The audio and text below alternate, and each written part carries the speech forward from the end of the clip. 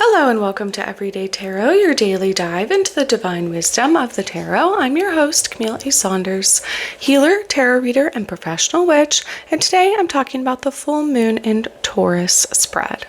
Whether you're a seasoned tarot reader or just starting to explore, this podcast offers daily insights, intuitive messages, and practical advice drawn from the cards. Each episode is designed to help you connect with your inner wisdom, find clarity in your decisions, and tap into the energy of the universe. Tune in every day, Monday through Friday, for fresh perspectives and empowering guidance from the tarot as interpreted by me. If you love the show, the best way to support it for free is by listening daily, leaving a review, and subscribing or following in your favorite podcast app. If you love the podcast and want to support it further, you can join the Everyday Tarot Patreon family. I recently recorded an hour-long video episode for the new moon that we welcomed in on October 21st, 2025. If you missed the live, you can check out the New Moon Collective Tarot Reading replay, and I will be doing one for the next moon as well, so I'll get information to you about when I'm going live for that one. But you can always check my YouTube channel, Camille A. Saunders, or youtube.com/Camille A. Saunders. As a bonus for the Queer Joy Summit that wrapped up recently, I created a Queer Coven Spooky Tarot spread, and I wanted to give you all a chance to grab it even if you weren't a part of the summit. It is Halloween, spooky, Samhain, queer-themed 6-card spread, and I'll have the link in the show notes to grab that now. I believe it's still spooky season, kind of until winter solstice for me personally, so you can definitely still use that. I was recently on Kayla Moore's Connected Pleasure podcast. You can check out my episode of Kayla's podcast where we talked all about living by the body, dreaming of land, and weaving the future. I'll link to that episode in the show notes, and then I also have the link to Kayla's offer page where you can find her at connectedpleasurecoaching.com. I'm looking for more guests to be on my podcast. If you're interested or know someone that might be a good fit, you can fill out my form to be a guest on the podcast. Kayla and I did a swap, so I actually already have a recorded episode with Kayla, and I just did one with Chantel Davis Gray earlier this week. So please help me fill out my guest season so that you all can hear all of those lovely things. They will be video episodes because I am meeting with folks over Zoom to do the episodes, or if they're local to me, my friend Isabella, she came to my house and we actually recorded on Zoom in video on my front porch. So those will be very fun to be able to see me and the other folks for that season. If you want to work with me more directly and maybe you don't live local to me, I'm kicking off my Tarot for Transformation monthly workshops starting in January 2026.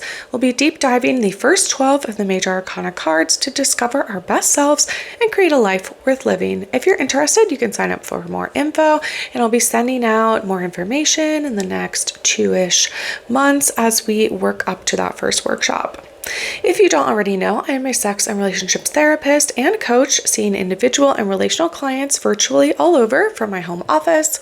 I love working with queer, poly, and witchy clients, so if you'd like to work with someone that doesn't judge you, is witchy just like you, and helps you learn how to deal with anxiety, chronic pain or illness, communication issues, self-advocacy, and sex, head to my website and book a free consultation now to start your journey. You can always find that at CamilleASaunders.com. Maybe you've heard me talk about how I love to teach folks how to create your own tarot cards. And if you're like, Camille, I don't have the art skills, no worries. I teach you how to do your own tarot cards with collage. So you'll get the hour-long recording with my step-by-step method, examples of cards I've created, a supplies list of the things I like to use, journaling questions to help you brainstorm, and a PDF to walk you all through it. The link will be in the show notes to grab that now, and the supplies are super easy. You can literally get everything at like the dollar store. I like to use index cards, and then whatever collage materials you already have or you can gather, like catalogs, seed catalogs, magazines, even like old books that you might have that are falling apart or that you don't love anymore, or you can always go shop for used books and find those there. But yeah, it's super fun, and I've really enjoyed creating my own cards, and it's a fun project over the cooler, darker months of winter here to have some quality inside time, perhaps while watching a spooky or holiday movie. If you're interested in my 2025 5-card tarot spread I created just for you, my lovely listeners, at the beginning of this year, you can get that by joining my newsletter list.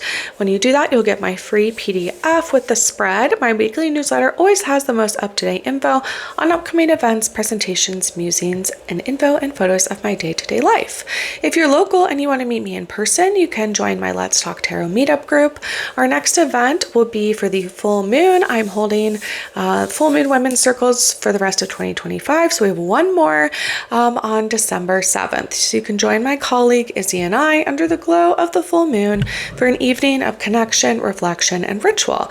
We meet at Thresholds Collective in Tacoma the first Sunday of the month to welcome in the full moon together. And like I said, our next and final date of 2025 full moons is on December 7th. All right, you can find the links for any of these offers in the show notes or on my website, CamilleASaunders.com/everydaytarot, in addition to the images of the cards I pull for each episode. So welcome to season 17, where I'm talking all about autumn tarot spreads. If you haven't listened to my other seasons yet, you can check those out. I've talked tarot and pop culture, tarot spreads in season 5. So if you want more spreads, but that are maybe more common spreads or that you can use, any time of year, you can check out that season. That was season 5. I've also done season on tarot and plant allies, tarot and animals. I did a couple seasons ago of frequently asked questions. So if maybe you're newer to tarot or you have tarot questions, that's a good place to go. Then I did tarot and crystals. And then the last season that I wrapped up was queer deities and tarot.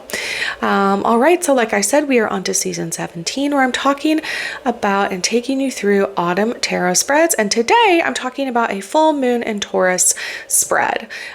So we just had the full moon in Taurus on November 5th. I believe it happened kind of in the morning, Pacific time. So yeah, I thought this would be a fun one to do. It is autumn inspired because it's this full moon that just happened.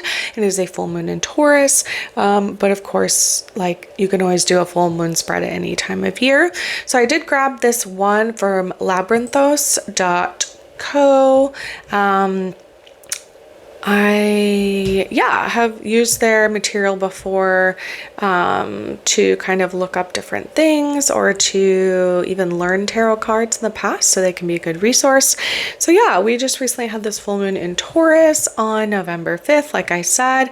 And this is a fun spread because we're actually going to find your Hierophant card and we're going to put it in the middle because that is the card that corresponds to the Taurus zodiac sign, which I did not know. And we're going to use this as like a significator of sorts to help us focus our thoughts on the Taurus full moon. So find your Hierophant card and then we will go on and we'll do a 4-card spread sort of literally around that card. So go ahead and grab your decks.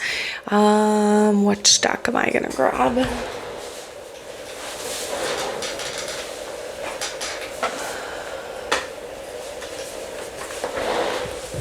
Okay. I'm grabbing my Herb Crafters Tarot deck by written by Letitia Guthrie and artwork by Joanna Powell Colbert, because to me, Taurus Taurus is an earth sign, very in the material world, plants, nature. So I felt like my herb crafting, my plant deck would be a good fit for that.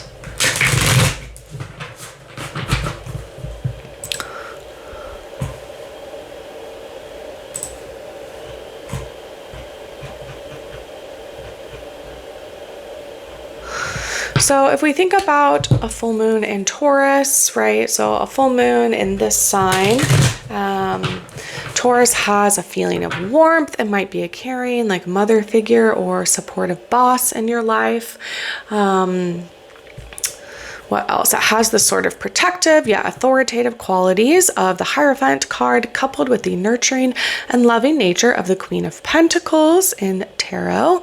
It's closely tied to the world of the home. Taurus can be a proper domestic goddess, a truly selfless mother or father, immensely patient and caring. They can be a proverbial protector of their offspring and a gentle guiding hand. Their energy and outlook tends to be quite traditional without being oppressive or restrictive.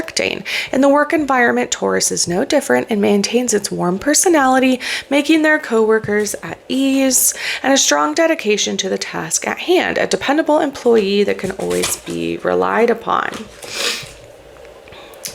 And so if we celebrate our nurturing qualities right during this Taurus full moon, it teaches us to be patient.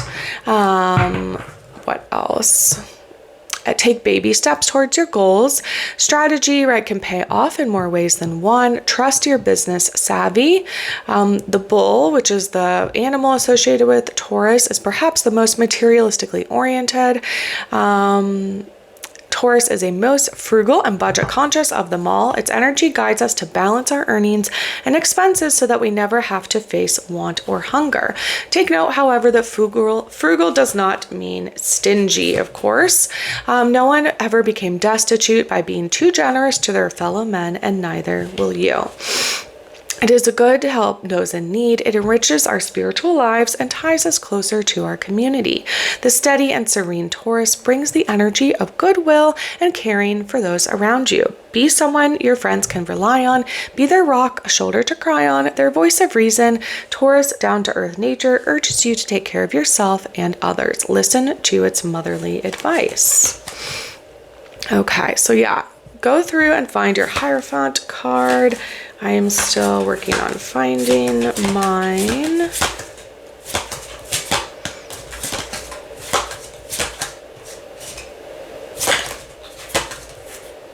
I started shuffling and then was like, oh right, I'm supposed to find a specific card.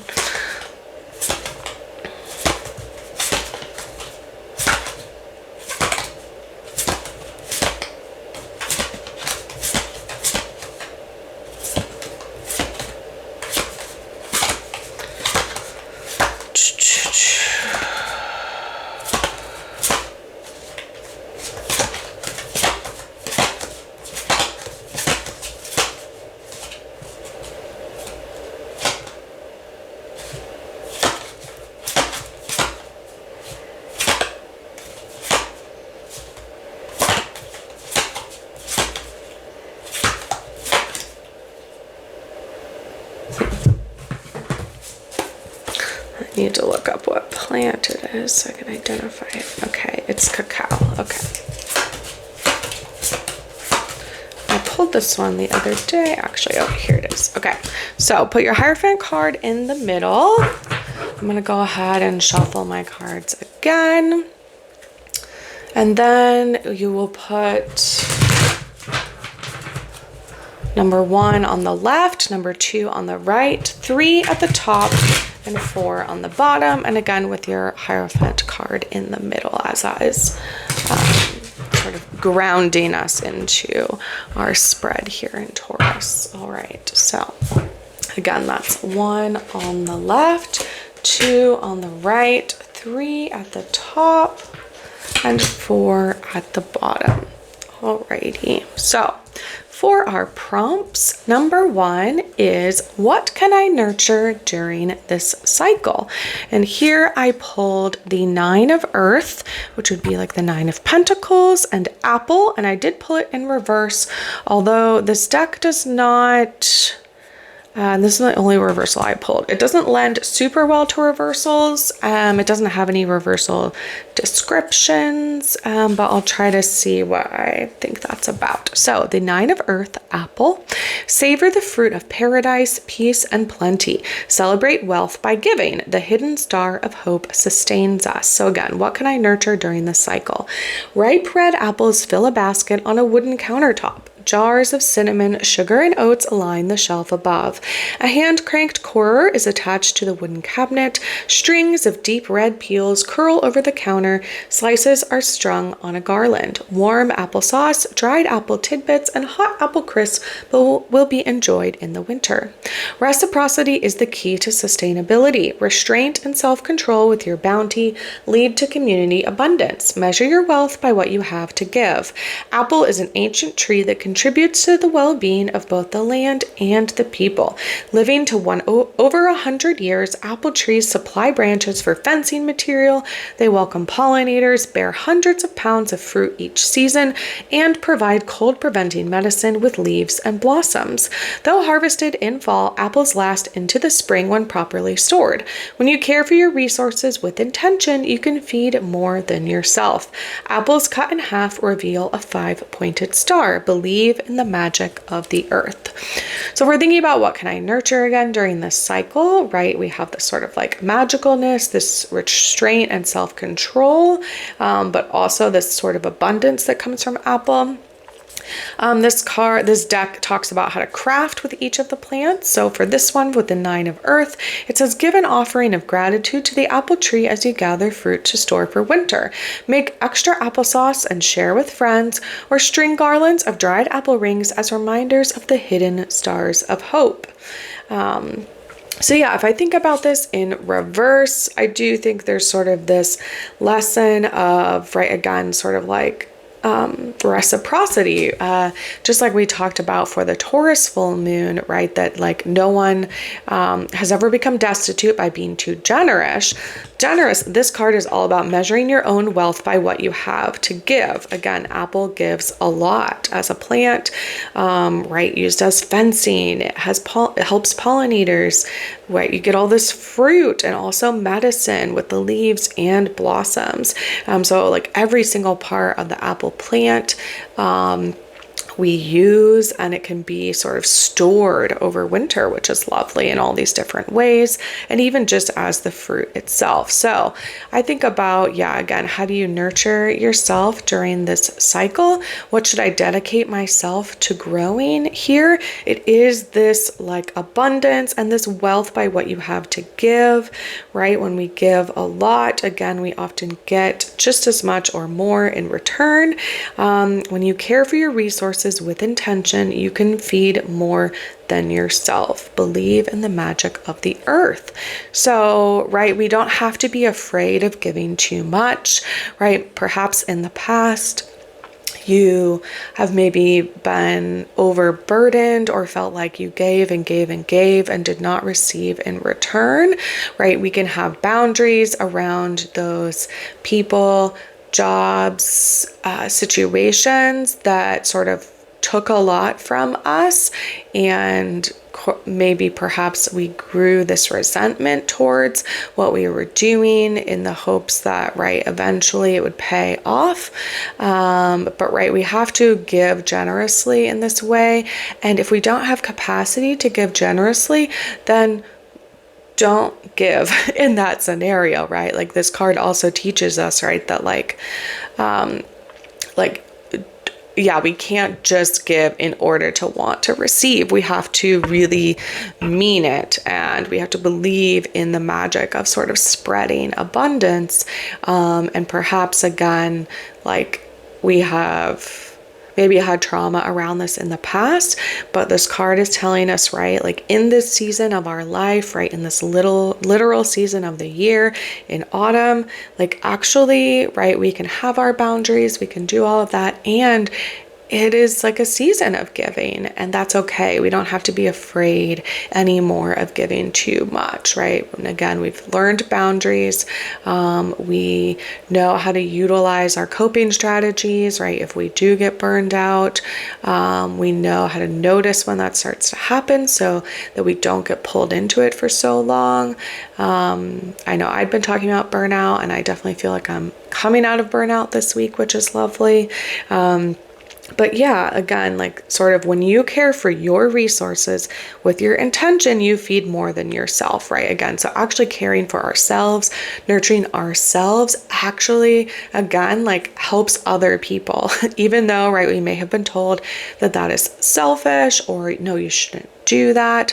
Actually, right, like pouring into ourselves, especially when no one else is doing it, right, which is where that resentment often comes in, is the way, right? That is how we sort of transmute this trauma from the past of like giving, and hoping that other people would give just as much in return.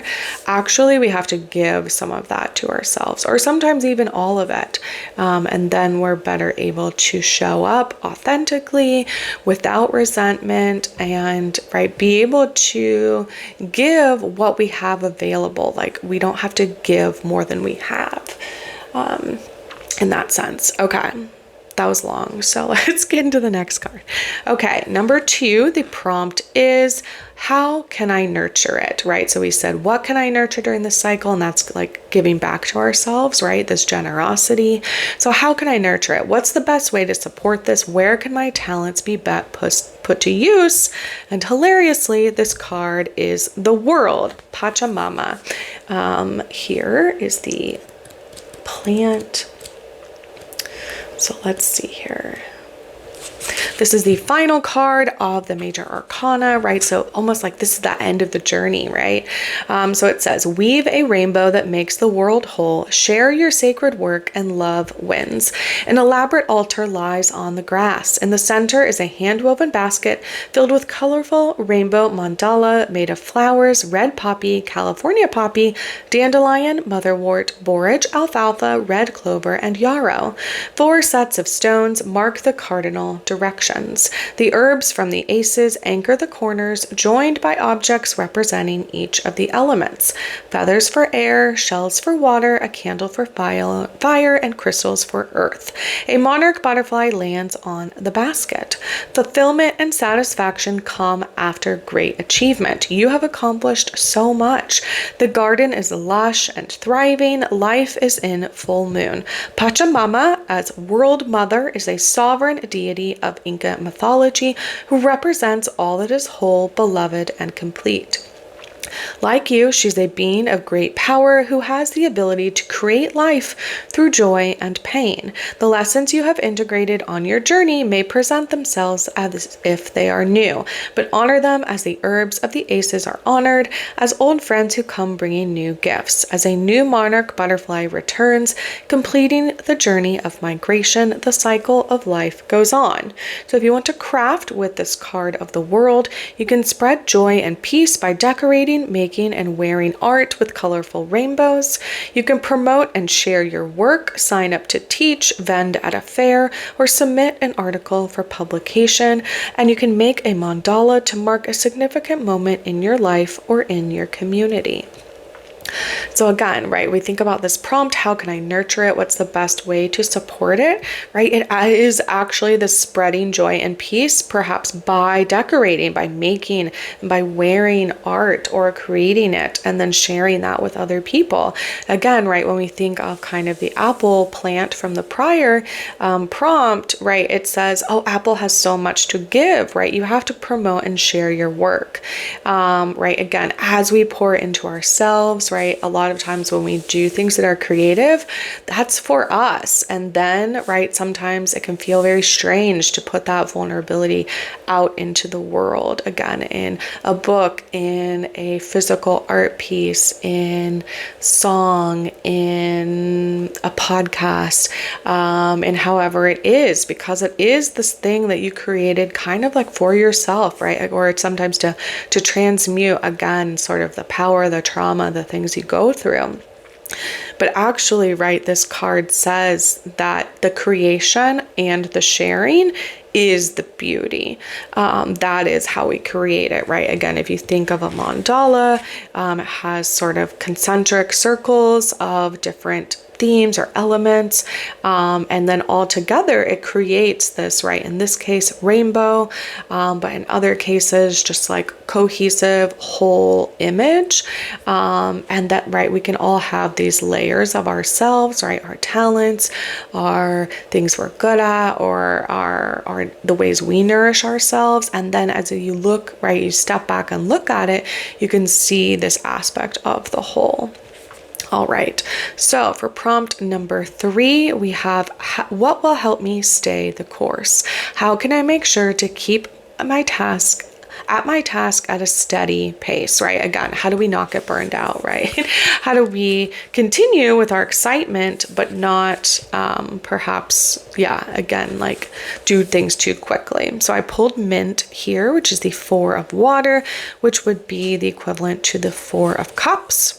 Take time to refresh your spirit, prevent plenty from becoming too much, and quench your thirst with gratitude. Robust peppermint plants border a garden wall, freshly picked leaves steep in a pitcher of cold water. 3 are full, or they're near 4 glasses. 3 are full and 1 is empty. Dappled summer light dances over the table. Despite the loud call, a blue Steller's jay sitting on a bird bath goes unnoticed. A discarded kerchief hangs over the only chair. Life sometimes leads to boredom or discontent. Your lack of interest is keeping you from connection.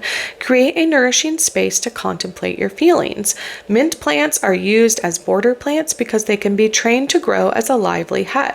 However, just as mint can overtake the garden, if it is not contained, your feelings can overwhelm. Replenish your emotional reserves with uplifting practices. Mint tea is an energizing and refreshing medicine. Notice and appreciate the blessings in your life and do not take them for granted. Build a foundation for emotional stability with a gratitude practice. Sit quietly and bring your awareness to what you have overlooked. And if you want to craft with the 4 of water or mint, it says, indulge in a mint foot bath to refresh your spirit. Place mint in a vial and wear it around your neck to help contain overwhelming emotions. And begin a gratitude practice with a pot of warm peppermint tea. So that one felt very self-explanatory to me, right? It's saying like, be careful that we're not doing too much, right? That when we are excited about things, that creates the space and connection, and that is good. But sometimes, right, the feelings can overwhelm us, and that can stop us. Or again, sort of like overwhelm often leads to like a freeze response. If we think of a fight, flight, freeze, and like animal response, freeze is where you're like, I don't know what to do, right? A deer in the headlights, literally, who's just standing there, and you're like, bro, you gotta move, like you gotta go one way or the other, like you gotta get out of the way, right? So this is saying that we have to appreciate the blessings in life, don't take them for granted, and also build this foundation for emotional stability with a gratitude practice, and that will help us stay the course. So finally, how will my dedication pay off? This is the number 4 prompt. What will be the overall outcome? And again, our outcome here is thinking about this season, right? The full moon in Taurus, this sort of, as we go into, again, the darker months of the year in the northern hemisphere, how can we sort of prepare? So I pulled the 9 of air, so another 9 card here, which is interesting, and that is the pomegranate. No love, no grief. Claim your underworld crown. You are the sky, and everything else is the weather. So depicted here, the branches of the tall pomegranate tree sag with the ripe, heavy fruit. Beyond the tree, a pathway leads to the desert mountain. The sun disappears, then reappears behind unpredictable storm clouds on a table. Inside, a large pomegranate is split open with a bowline. Red juice drips and seeds scatter to the floor. And again, the 9 of air would be like the 9 of swords equivalent. So how will my dedication pay off? What will be the overall outcome? Let go of what you cannot control. Pomegranate is the tree that leads to Demeter's agonizing loss in the Greek myth. Her daughter, Persephone, consumes the seeds and seals her fate as queen of the underworld.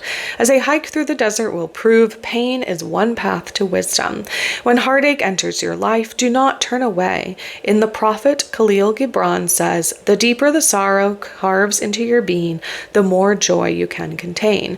Do not hurry your grief. Pomegranate fruit must be harvested at just the right time. It will not ripen off the tree. You will live through shattering experiences and still stand proud. When you are ready, quench the thirst of guilt, regret, and worry. Invite in forgiveness. So if you want to craft with this plant, you can write your grief with a feather in pomegranate juice. You can tear open a pomegranate, enjoy the seeds, and claim your underworld crown.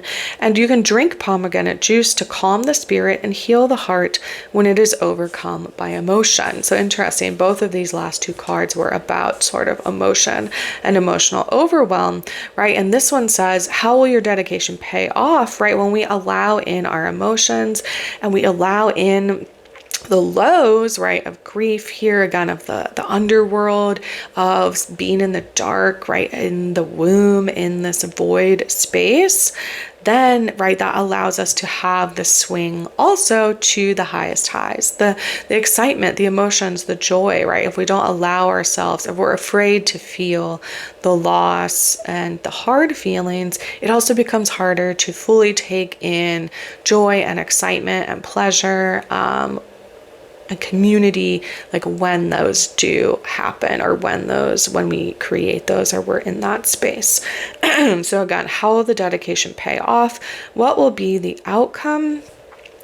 And again, here, right, we say, like, don't hurry your grief, right? It just, you have to go through it. And when you're ready, then you quench the thirst of guilt, regret, and worry, and you then, right, can for yourself invite in forgiveness, right? Again, we kind of have to go through sometimes the really more challenging, or sometimes coded as negative emotions, in order to really get to a place where we feel more settled or like at peace, right? If we ignore the grief, it often lingers and pops up at random times and can kind of overtake us in that way. And this is saying, right, yeah, in order for it to not overtake you, right, you have to actually go through it. You can't ignore. All right. Well, thanks for joining me today for this full moon in Taurus spread. If you'd like to join me on the journey of using the tarot for transformation, you can click on the link in the show notes to indicate your interest, and you'll get more info sent to you about that. We'll be working together for, I'll be doing 12 months of calls and journaling through these workshops to discover what happens when we want to transform our lives through the tarot. And again, you will have the option to sign up for all of the workshops if you want, and you'll get a discount on that, or you can always sign up for one-off workshops if you don't know your availability or finances, or if there's a particular card that's really of interest to you that you want to deep dive on. So links for the tarot decks I talk about will always be in the show notes and on my website if you'd like to look at them or purchase them. And again, thanks for joining me today on Everyday Tarot.